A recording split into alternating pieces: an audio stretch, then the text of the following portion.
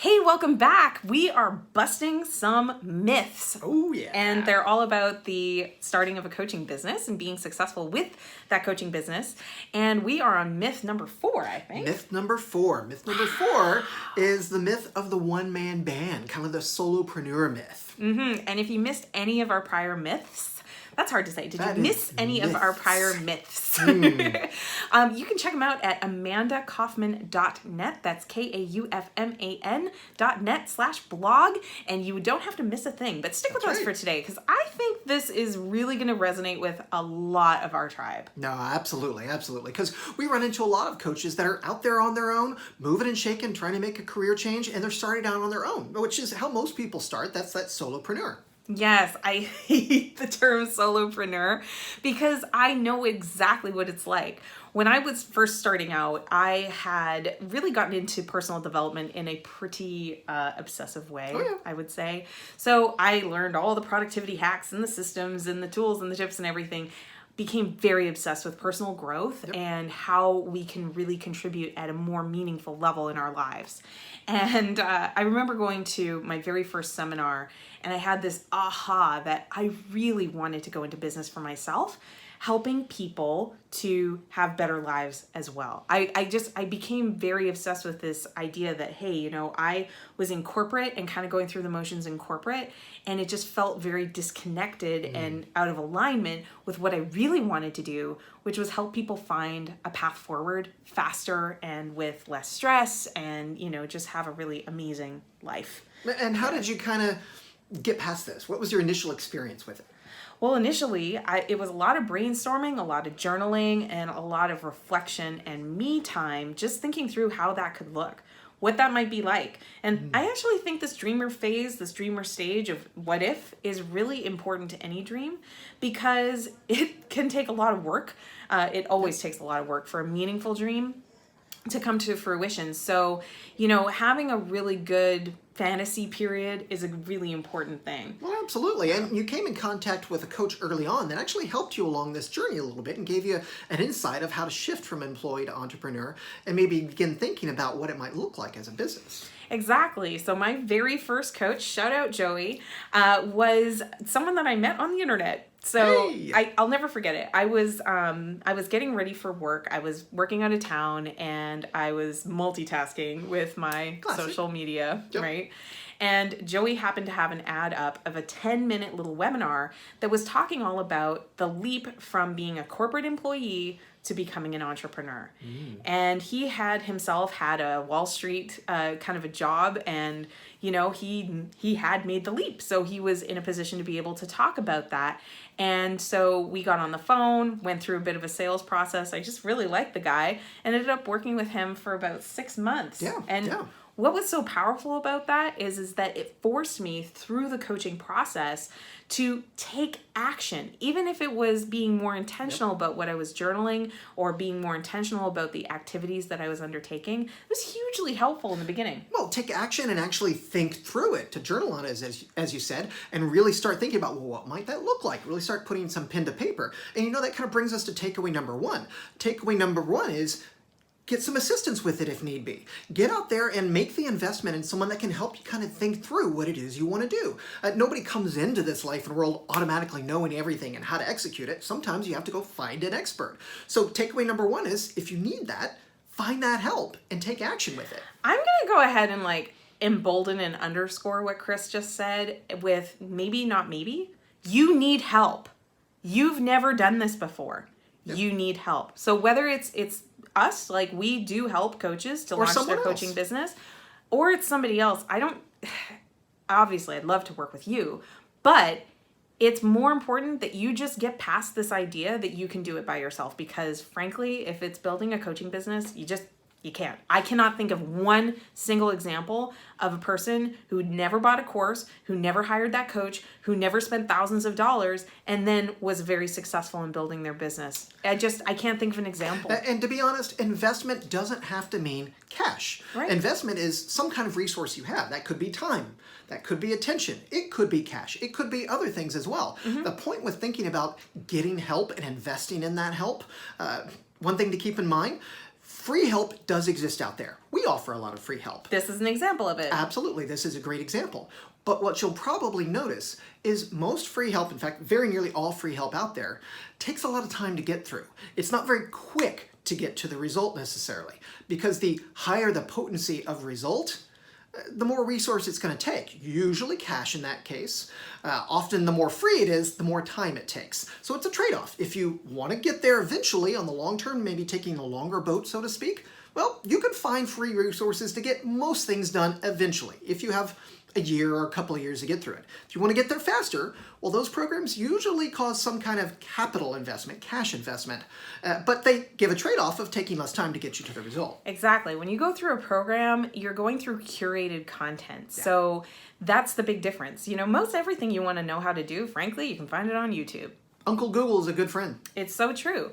But what people don't realize is that you end up on all of these kind of like rabbit holes that you tumble down, and you're constantly getting tumbled down all these different directions. And then you wake up in the morning and you realize, oh my gosh, I'm no further along on my goal. I blew 4 hours Googling through all kinds of rabbit holes. Exactly. So whether it's one of our programs or it's somebody else's program, I got to tell you, I've run into so many coaches that they get bad marketing, and I get that. I've received There's a lot of bad marketing as there. well.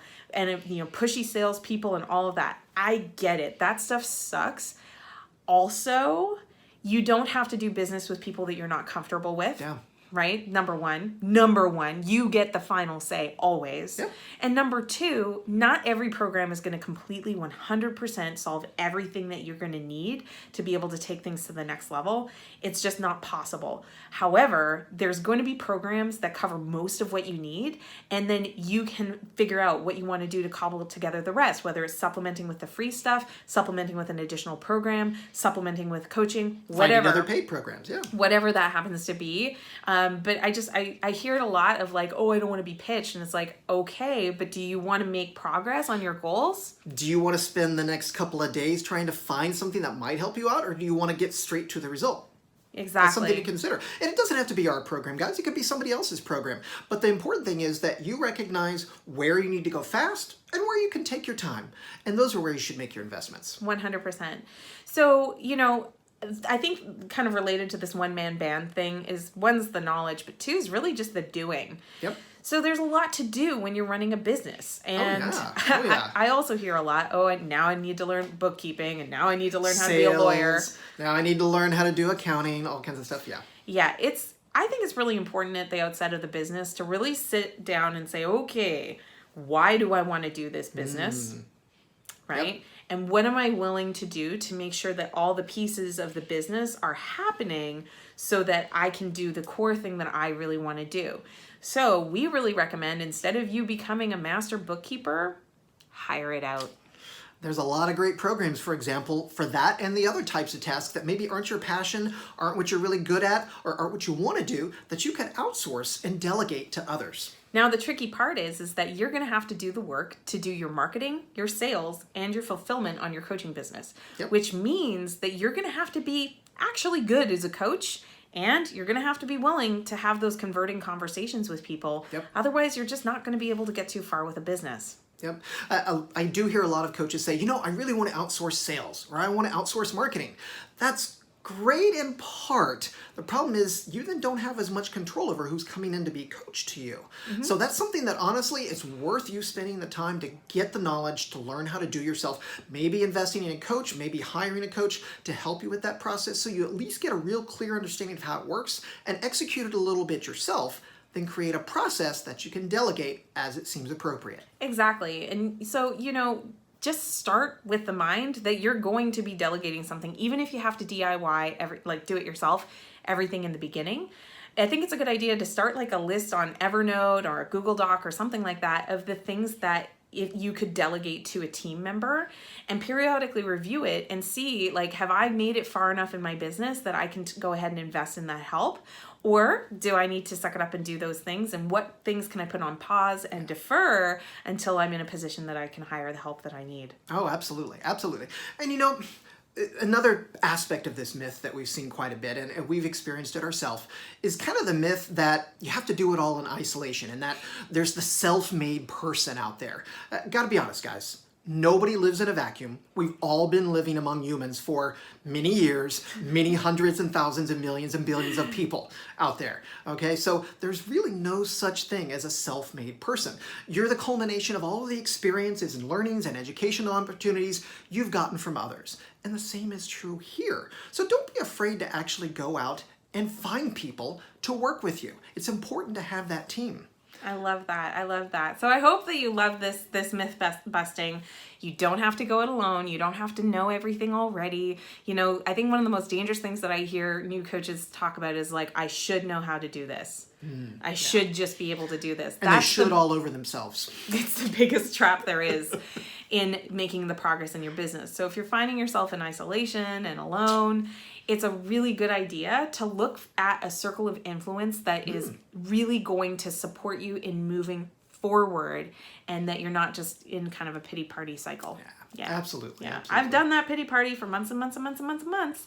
It's not fun, and it doesn't really get you anywhere. No, absolutely. In fact, instead, maybe look for a peer group that are people that are trying to accomplish the same goals you are, and maybe actually have had some success at it even, because then those are people that can really give you some good insight, and you can share good insight with, and you're all moving along the same journey. Yeah, exactly. Share some resources. Absolutely. More love. And then again, you're not doing it in isolation. You're doing it with buddies. Exactly. Now, one of the things that we love to do is we host the Let's Launch Your Coaching Business program, where we're not only telling you what you need to do, but we also cultivate a pretty amazing tribe. Oh, yeah. And that tribe is so supportive of one another. So if you want to have a conversation about Let's Launch Your Coaching Business, be sure to reply or leave a comment on anywhere where you see this video, and we'll make sure that we get into contact with you so that we can have a conversation about whether it would help you in your business endeavors. Absolutely. Well, thank you for being here with us to bust myth number 4, and next week we're going to actually address myth number 5. A bonus myth in this case. A bonus myth. Yeah. All right. Well, we'll see you next week. Bye-bye. All the best. Mwah. Hey there. Thanks for tuning into this week's The Crush Method video blog. I'm Amanda Kaufman. And I'm Chris Lavelle. We loved having you here.